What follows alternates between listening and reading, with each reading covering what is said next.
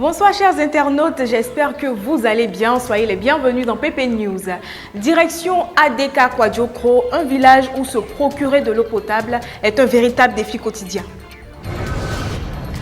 ADK Kwadiokro est un village de la région de Saint-Fra qui rencontre des problèmes d'eau potable. La population s'étant fortement accrue, les 2 pompes installées se sont avérées incapables de desservir tout le village. Cette pénurie d'eau rend les activités, notamment la construction, difficiles, de grandes quantités d'eau étant indispensables. Il est alors urgent de doter ce village d'au moins 2 autres pompes hydrauliques, à défaut d'y construire un château d'eau. Pour l'heure, se procurer de l'eau potable à ADK Kwadiokro est un véritable défi quotidien pour les femmes. L'amicale Abobo Espoir, en abrégé A Espoir, est une amicale fondée par des amis en vue de s'assister mutuellement. Le dimanche dernier, son nouveau président, M.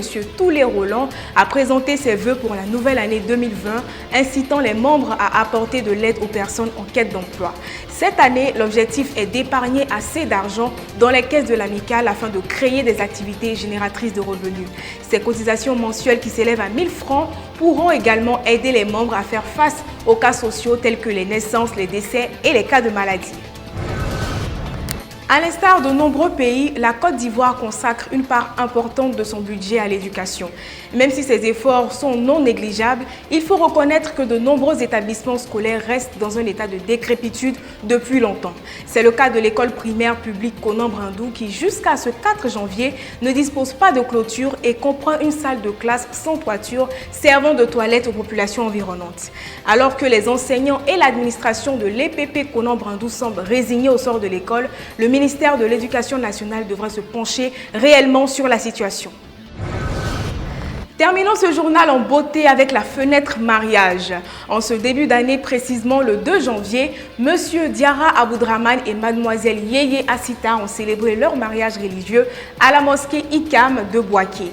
Du côté de Bondoukou, 48 heures de festivités ont suffi à Monsieur Diaga Baté, Abdoulaye et Mademoiselle Sissé Matogoma pour s'unir dans la pure tradition Djimini. La mariée a été portée en triomphe par son beau-frère tout en dansant au rythme de la musique mandingue. Ce zoom spécial sur les mariages met un point final à notre journal. Merci de l'avoir suivi. J'espère avoir su mériter votre précieux temps.